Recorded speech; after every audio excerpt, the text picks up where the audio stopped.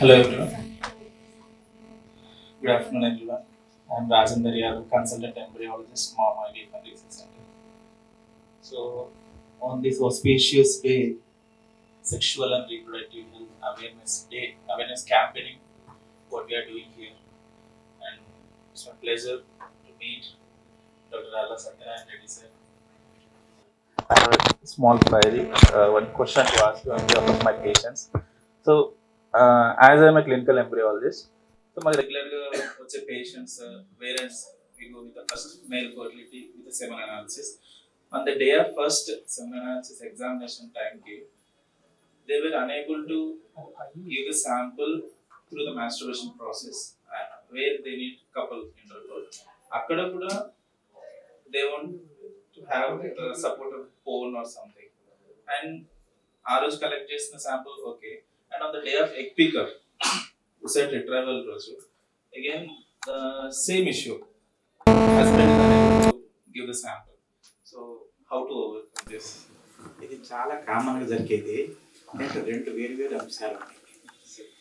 దీని కాకుండా little extra అంశం కూడా ఉంటుంది ఎంబ్రయాలజీ సంబంధించింది. ఏమిటంటే ఎవరైనా కానీ పరీక్ష కోసమని సెమెన్ కలెక్ట్ చేసుకున్నామంటే కనీసం 10 మంది ఇద్దరన్నా కానీ చేయలేకపోతారు. అది చేయలేకపోవటం కారణం ఒకటి, కొత్త చోటు, అది బాగుండదు వాళ్ళకి, అదో పనిలాగా చేయాల్సి వస్తుంది. అటువంటిప్పుడు ఏమిటి, దగ్గర కనుక ఇల్లు ఉంటే దగ్గరగా చేతితో తీసుకొస్తాయి, లేదంటే వాళ్ళ భార్యను కూడా సాయం చేయమన్నారు. With hand only, not with mouth చేయటాన్ని, హ్యాండ్ ఓన్లీ. సెక్స్ చేసిన తర్వాత చేసే సెమన్ క్వాలిటీ కొంత తేడా. సెక్స్ చేసిన తర్వాత బయటకు వచ్చేటప్పుడు దాని క్వాలిటీలో కొంత తేడా. ఇది కాకుండా ఐవీఎఫ్ చేయడానికి ప్రొసీజర్ పెట్టిన రోజులు కాకపోతే అది చాలా కామన్.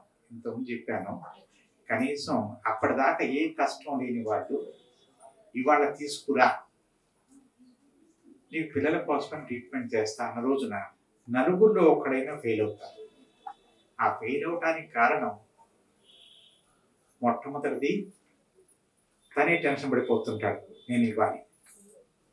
దానికి రెండో కారణం చేసి ఐవీఎఫ్ డాక్టర్ గారు ఇవాళ తీసుకురాకపోతే నేను కొడతా.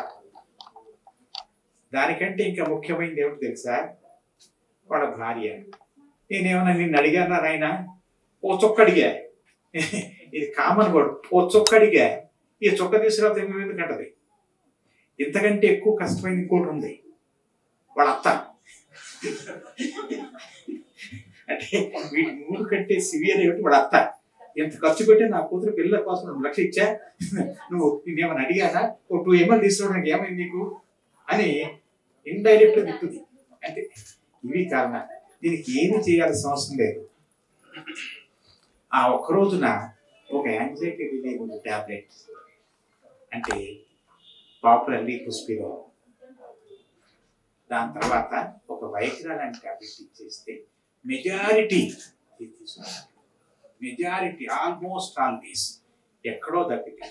అందుకని ఇప్పుడు ఐవీఎఫ్ అట్లాంటి రాదు అని అనుమానం వేసినప్పుడు అటువంటిప్పుడు ఏం చేస్తారు, ఓ రోజు 10 రోజుల ముందు తీసుకుని స్టార్ట్ పెట్టి లోపలికి పెడతారు.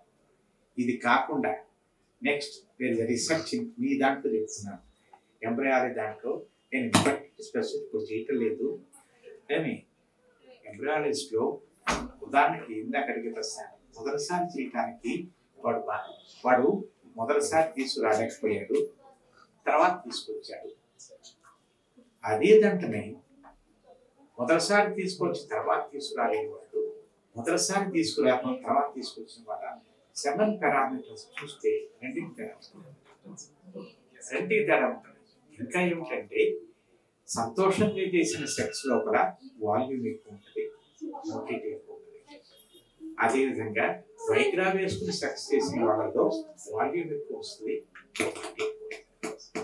అందుకోసమని దాని నుంచి చెడ్డేం కాదు.